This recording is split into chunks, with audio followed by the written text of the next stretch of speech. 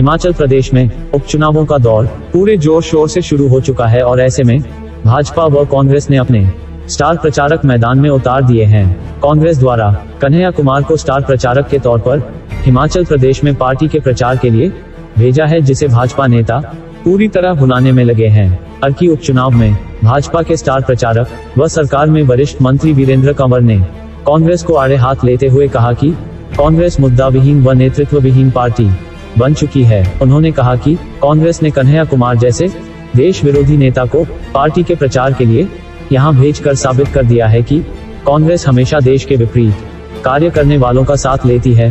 कंवर ने कहा कि कांग्रेस कन्हैया के नाम पर अपनी नया पार लगाना चाहती है, जो कभी संभव नहीं है।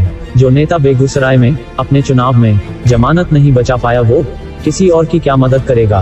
हिमाचल की जनता देश के प्रति ऐसे व्यवहार की निंदा करती है और कभी भी ऐसे नेता का साथ नहीं देगी। बड़ा दुर्भाग्यपूर्ण है जो कांग्रेस कभी इस देश की आज़ादी का एक आंदोलन का नाम था, राष्ट्रवाद की लड़ाई जो थी कभी कांग्रेस ने लड़ी थी। आज स्थिति ये हो गई है कि कांग्रेस के अंदर जहाँ नेतृत्व की कमी है, वहाँ नीति की भी कमी है। और जो स्टार प्रचारकों में अगर हम देखें तो उस व्यक्ति को, कन्हैया लाल को जो है स्टार प्रचारक कांग्रेस ने बनाया है। आज उसके सहारे जो है वो कांग्रेस भविष्य की लड़ाई जो है वो लड़ना चाहती है। जो कभी JNU में ये कहते हुए कि भारत माता के टुकड़े टुकड़े होंगे इंशाल्लाह, ऐसे लोग जो है वो आज कांग्रेस का प्रचार कर रहे हैं, तो ये स्थिति जो है वो दुर्भाग्यपूर्ण है। आज कांग्रेस को कोई जो है वो बचा नहीं सकता। कांग्रेस इस चुनाव के बाद जो है वो मुंह दिखाने लायक जो नहीं रहेगी। कांग्रेस की प्रत्याशी श्रीमती प्रतिभा सिंह ने जो बयान मंडी में दिया था सैनिकों को लेकर, उसको किस तरह से देखते हैं? ये दुर्भाग्यपूर्ण है।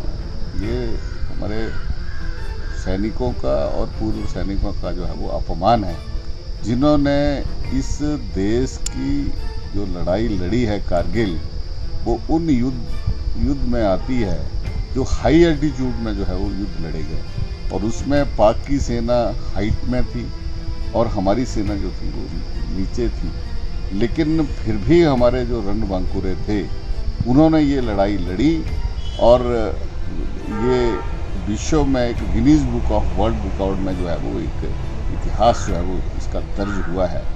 ये बहुत ही कम ऐसे युद्ध थे जिसको रानी साहिबा जो है वो हल्के में ले रही है। इनको जो है वो वास्तव में सैनिक पृष्ठभूमि का जो है वो पता नहीं है कि सैनिकों के कारण आज हम जो है आज उनके बलिदानों के कारण, उनका जो एक जो समर्पण जो देश और समाज के प्रति है, आज उसके कारण ही इस देश के इस देश का लोकतंत्र जीवित है।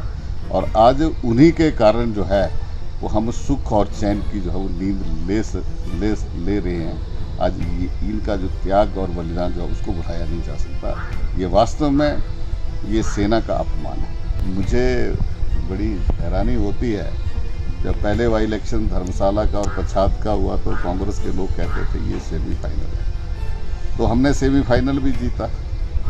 और उसके बाद जब पंचायत चुनाव आए और नगर निगम और नगर निकायों के चुनाव आए, तो फिर कांग्रेस के लोग कहने लगे कि इस चुनाव में कांग्रेस बाजी मारेगी और वो उसको सेमीफाइनल कह रही। तो मुझे लगता है कि कितने सेमीफाइनल होते हैं, लेकिन जितने भी हुए वो भारतीय जनता पार्टी ने जीते, और ये भी जो है वो भारतीय जनता पार्टी इसको जीते।